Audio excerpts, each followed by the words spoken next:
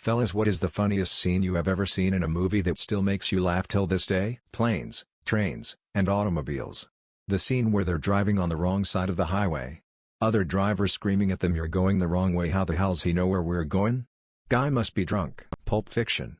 "Oh man, I shot Marvin in the face, why the fuck did you do that? I didn't mean to, it was an accident." "Maybe you ran over a bump or something, I ain't hit no motherfucking bump." Castle Anthrax. After the lady talks about the oral sex and spanking and suddenly Sir Galahad decides he could stay a bit longer. Lancelot proceeds to save him from the peril and the last exchange is, "Galahad, I bet you're gay." Lancelot, "No, I'm not." It's middle school humor, but it gets me every time, to be fair. Many scenes in the Holy Grail can make me laugh no matter how many times I see it. How often do you actually accidentally hurt your testis? Never. Do it once or twice and your brain takes preventative actions to keep it from ever happening again. You learn very quickly not to. Happened most often in my teens, but even then, maybe once every few months.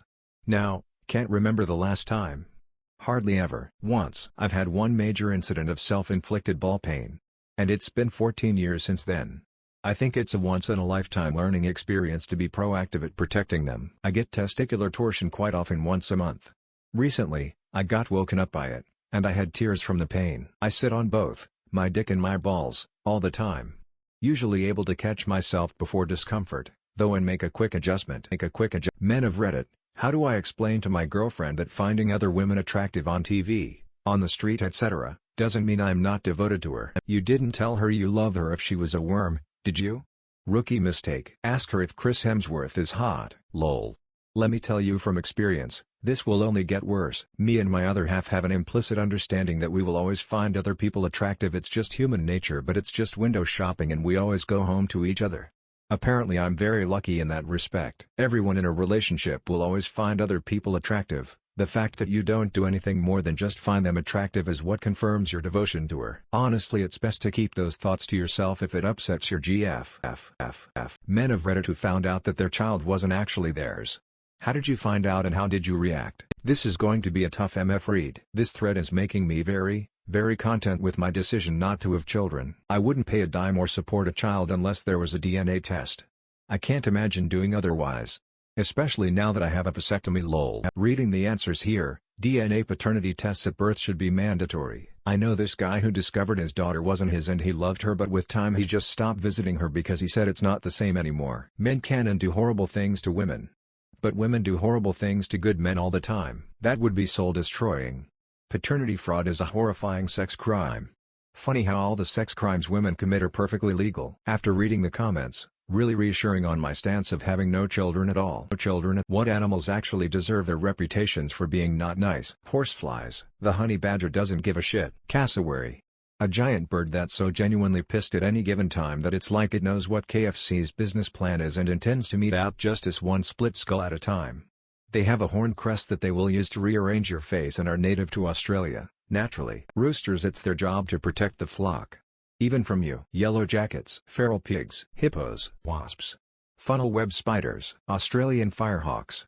These are raptors that fly into fires, pick up burning sticks, then fly to unburnt areas and drop them.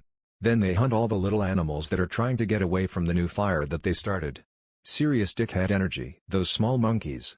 Every video I see of them, they're terrorizing tourists. Lol. Camels are pretty universally assholes. What can a woman do on a first date that would make it the best first date that you've ever been on? Be you, and don't flake out at the last minute. That's it. Enthusiasm. Agree to a second date, by being honest and being herself. I don't want the best version of her that she prepared for the date. I want to see the real her. That's the her I want to get to know, because if we're gonna date, that's the version of her I'm going to be seeing all the time. I just want her to be herself. Don't cancel 5 minutes before, actually show up on time, engage in the conversation, don't talk about exes, and if you see that he's nervous, maybe take the reins and try to get a conversation going. If the guy insists on paying, then PLS don't say that you'll get the next one if you don't plan on seeing him again. It just makes it seem like you were angling for a free meal, even if you just said it to be nice. I'll take honest over nice any damn day. I've had some bad experiences. NGL. What do you want women to stop doing on dates? Ghosting. Don't have a great date with me, kiss me in the car, let me start to leave her car, grab me by the shirt, and yank me back into the car for another kiss before I left, just to never talk to me again. Playing hard to get seems like a no to me, and I respect a no means no. I've gone on several dates where they talk about how many dates they go on. One said I just did 30 and 30. Another said they have been going out every weekend for 2 years letting a different guy pay each time. I asked about the ethics of that and she got angry and said they were lucky to meet me. I had my doubts, being more into their phones than who they are with. Stop telling me about your ex. I don't care, and it isn't making me jealous if that's the goal. Carry the conversation. If you have 1 or 2 word answers, you're the reason it's not going well. Not showing up, crying face. What does it mean when you ask somebody if they're in a relationship and their answer is it's complicated? It means you steer clear of that mess. It means one of them isn't serious about it and the relationship isn't equally mutual. The relationship doesn't fit the basic categories all that well, but no telling how or why. Or one of the couple is a Canadian skater girl. It could mean the relationship is new and undefined. Are they a couple? No. Are they dating? Yes. Are they committed and monogamous? Maybe, could depend on the circumstances. Are they dating other people or free to date other people? Perhaps that hasn't been discussed. Early relationships are a mess. Lol. What poor person food did you eat growing up that now that you can afford better, you will never eat again? Boiled noodles with salt. That's it. That was the entire meal.